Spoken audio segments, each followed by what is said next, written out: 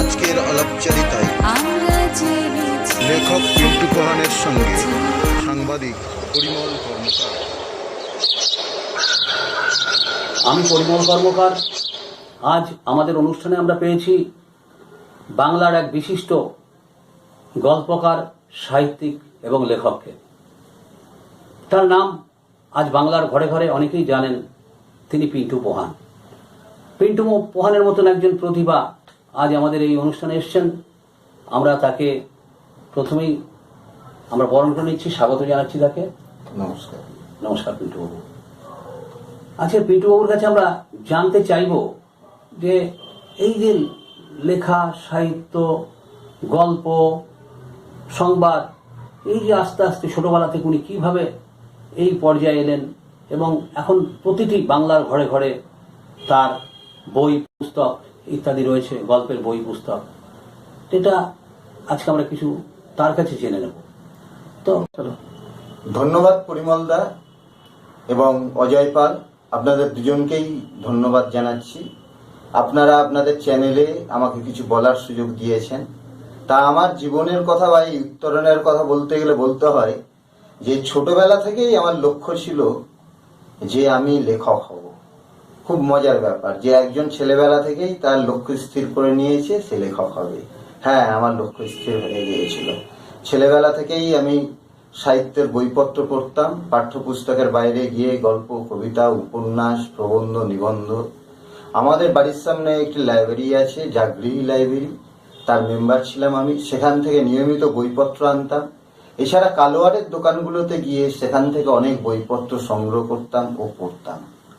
আমি যখন ক্লাস 4-এ পড়ি তখনের একটা কথা বলছি। আমি এক আত্মীয়র বাড়িতে গিয়ে একটা গল্পের বই পড়তে পড়তে তখন আমার হঠাৎ ভাবনা এলো মনে যে একদিন আমিও লিখব, আমার লেখা বইও মানুষ পড়বে, এভাবেই পড়বে। আজ সেই স্বপ্ন সফল। আমার 4টি বই প্রকাশিত হয়েছে, আপনারা জানেন। পারুল মাসির ছাগলছানা, নটন নটন পায়রাগুলি, কচুরি পানার ভেলা ও ইলিশ খেকো ভূত।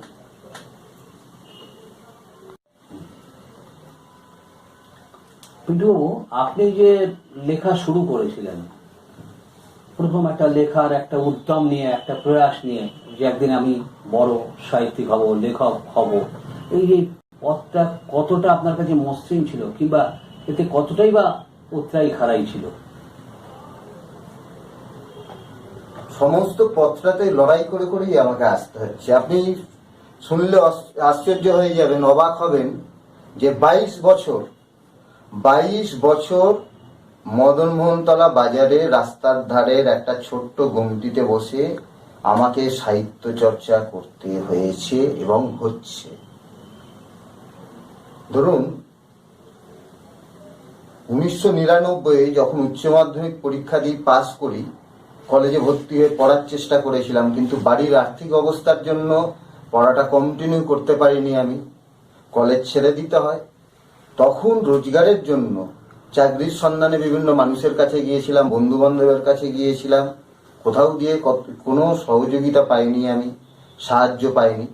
তখন বাধ্য হয়ে আমাদের বাজারে একটা ছোট্ট গুমটি, পান বিড়ি সিগারেটের ছোট্ট একটা দোকান দিতে বাধ্য হই, নিজেকে বাঁচানোর জন্য, পরিবারকে সামান্য হলেও সাহায্য করার জন্য। তো এই দোকানে বসার পর দেখলাম অন্য সমস্যা। আমি যখন ছাত্র ছিলাম তখন মনের আনন্দ পড়তাম, বাবা মা অনেক দায়িত্ব পালন করতেন, আর্থিক সমস্যাতেও বাবা মাই সামলে নিতেন। কিন্তু এখন দেখা গেল যে দোকান চালিয়ে আমাকে পেটের সমস্যার সমাধান করতে হচ্ছে। আর এই দোকান চালাতে গেলে দোকানটা খোলা রাখতে হচ্ছে 14-15 ঘন্টা, খদ্দের আসছে, বন্ধু বান্ধব আসছে, পরিচিত জন আসছে, পাড়ার মানুষরা আসছে, তাদের সঙ্গে কথা বলতে বলতেই 14-15 ঘন্টা কেটে যাচ্ছে। ওই কঠোর একটা পরিশ্রম করতে করতে লেখালেখিই হচ্ছে না। তখন আমি একদিন ভাবলাম যে তাহলে আমার লেখালেখি ও পড়াশোনায় ফিরে যাওয়ার উপায় কি? একমাত্র উপায় হতে পারে যদি আমি এই দোকানে বসে লেখাপড়া চালাই। তো একদিন লোকে কে কি বলবে, কে ব্যঙ্গ করবে কিংবা বিদ্রুপ করবে, সেই কথা না ভেবে আমি দোকানেই কাগজ কলম নিয়ে বসি লিখতে, দোকানেই বইপত্র আনি। তারপর থেকেই আমার মানে লড়াইটা কেমন হয় আপনাকে বলছি। সকাল ধরুন 6টায় এলাম, দোকানের সামনে ঝাঁট দিয়ে দোকান পরিষ্কার করে দোকানটা সাজিয়ে বসলাম, তারপরে খাতা নিয়ে লিখতে বসলাম। হয়তো 4টে লাইন লিখেছি, এমন সময় একজন খদ্দের এসে গেছেন, এবার তাকে মালপত্র দিয়ে আবার 4টে লাইন লিখলাম। ও কেউ আবার হয়তো কোনো সেলসম্যান হয়তো মাল দিতে এসেছে, তার কাছ দিয়ে মালপত্র নিয়ে আবার 4টে লাইন লিখলাম। এবারে এই করতে গিয়ে বেলা বাড়ার সঙ্গে সঙ্গে তো রোদও বাড়ে। এবারে ততক্ষণে আমার এনার্জি একেবারে শেষ। তখন দেখা গেল আর লিখতে পারলাম না।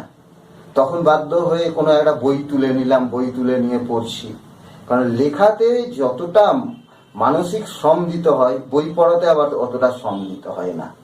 এইভাবে সমস্ত প্রতিকূলতার বিরুদ্ধে লড়াই করে দোকানে বসেই আমি লেখালেখি শুরু করি।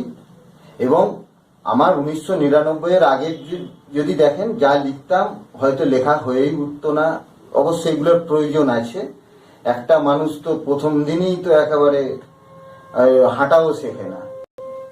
যাই হোক, 1999-এর পরে তারপর দোকানে বসে ওই লেখালেখি শুরু করার পর থেকেই বাংলার অনেক লিটল ম্যাগাজিন, অনেক প্রথম সারির পত্রিকা, এই সব কিছুতে লেখা পাঠাতে শুরু করলাম। আস্তে আস্তে তারাও ছাপতে শুরু করলো।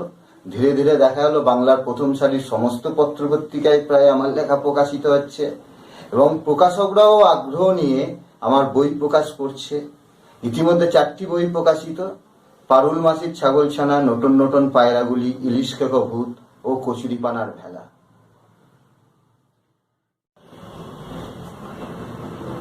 আচ্ছা পিন্টুবাবু, আপনার 4টি বই প্রকাশিত হয়েছে। মানুষের বাড়িতে এই বইগুলি আজকের প্রত্যেকের ঘরে ঘরে চলে গেছে। কেমন লাগছে আপনার? খুবই আনন্দের বিষয়।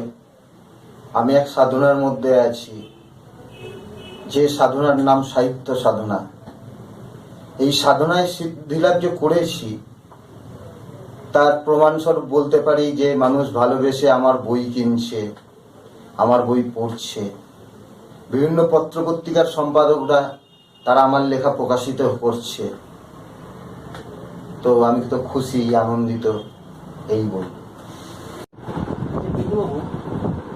আমি একটা জিজ্ঞাসা করি, আপনার জানতে ইচ্ছা হয়, আজকে আপনি একজন লেখক, সাহিত্যিক, কিন্তু এই যে আপনি এতটা পথ এসছেন, আপনি কার কার থেকে সাহায্য, সহযোগিতা, সহমর্মিতা পেয়েছেন? এটা খুবই এমন একটা কথা বললেন, বলে না পুরোনো ঘর খুঁচিয়ে জাগানো, সেই অবস্থা। মজার বিষয় হলো কিছু বন্ধু বান্ধব, তাদের ভালোবাসা পেয়েছি, সেই অর্থে কিন্তু সাহায্য সেটা আবার বলা চলে না। কিছু বন্ধু বান্ধবের ভালোবাসা পেয়েছি, এটাকেই পাথেয় করে এই এতটা পথ এসেছি। এবারে এখানে আপনাকে একটা কথা বলছি, আর একটা গল্প, রূপকথার গল্পের মতো মনে হবে। সেটা হচ্ছে, আমি যখন নিরুপায় হয়ে দোকানেই লেখালেখি শুরু করলাম বা পড়াশোনা, তখন দেখা গেল আমার পরিচিত, আমার আশেপাশের মানুষরা এই জিনিসটাকে অন্য চোখে দেখছে। সেই যে কি ব্যঙ্গ, বিদ্রুপ! অন্য মানুষ হলে পরের দিন বইপত্র গুটিয়ে রেখে দিত, লেখালেখি ওখানেই বন্ধ করে দিত। কিন্তু এটা দিনের পর দিন আমার সঙ্গে হয়েছে। একজন মানুষ দোকানে এসেছে, ততদিনে ধরুন বাংলার প্রথম সারির অনেক পত্রিকায় আমার লেখা বেরিয়েছে। যাই হোক, তিনি এসে যেই দেখছেন যে আমি লিখছি, তিনি হঠাৎ করেই বলে ফেললেন, ও পণ্ডিত হবে। মানে এরকম অজস্র আপনাকে ঘটনা বলতে পারি। মানে সেই সব মানুষদের সঙ্গে এখন দেখা হয়, তো আমি হাসি আর ভাবি যে যখন আমি প্রতিকূলতার বিরুদ্ধে লড়বো বলে এই দোকানে বইপত্র নিয়ে বসে পড়েছিলাম, এরা কিন্তু দিনের পর দিন বাধা দিয়েছে। আরেকটা কথা বলছি, সাহায্য বা সহযোগিতা। ধরুন আমরা লেখালেখি যখন শুরু করেছিলাম, তখন আমাদের একটা মনে আশা ছিল যে একদিন আমাদের কথা কেউ ভাববে, আমরা যাতে আরো লেখার অবসর পাই, লেখার জন্য আরো সময় পাই, তার কোনো সুরাহা করবে বা ব্যবস্থা করবে। দুঃখের বিষয় আজ 22 বছর হয়ে গেল, 22 বছর মানে আর 3 বছর হলে সিলভার জুবলি হতে চলেছে, আমাকে কিন্তু সেই রাস্তার ধারের দোকানে বসেই লিখতে হয়। একটাও মানুষকে আমি দেখিনি যিনি এসে আমাকে বলেছেন যে চলো তোমাকে অন্য ধরনের একটা কাজ দিই, তোমাকে সুযোগ সুবিধা দিই, যাতে তুমি লেখার জন্য অবসর সময়টা বেশি পাও। আর একটা কথা বলি আপনাকে, সেটা হচ্ছে এই দোকানে বসেই আমি শুধু লেখালেখি কিন্তু করিনি।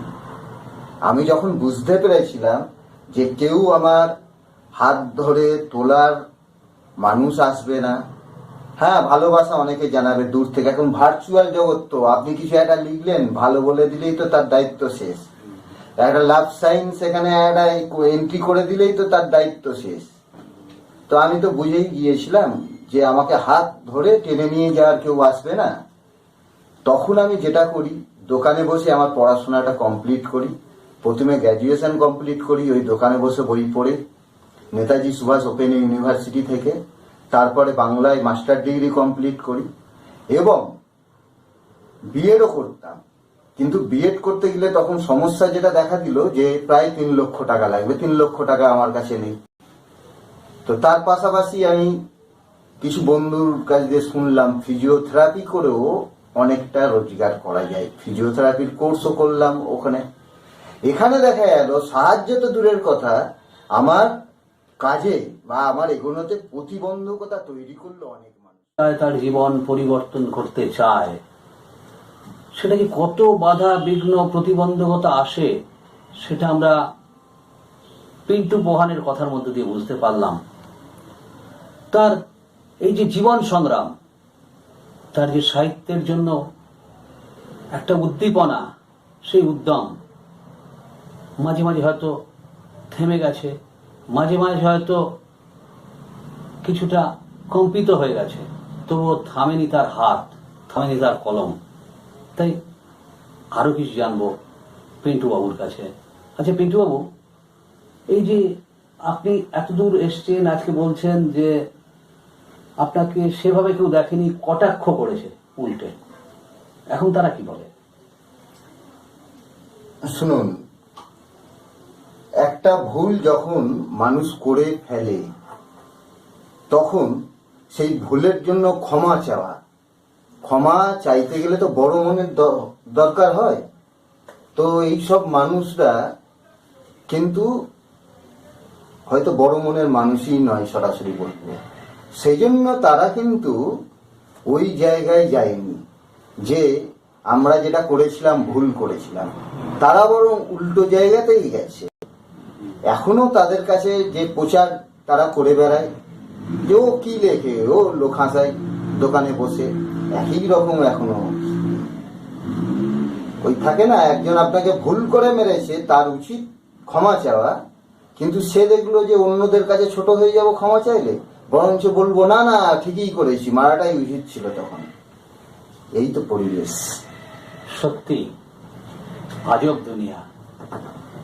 একটা মানুষ যখন তার সংগ্রাম করে চলেছে, লড়াই করে চলেছে, যুদ্ধ জয় করবার এক প্রয়াসে ব্রতী হয়েছে, সেই সময় বাধা বিঘ্ন কটাক্ষ কতদিন চলবে?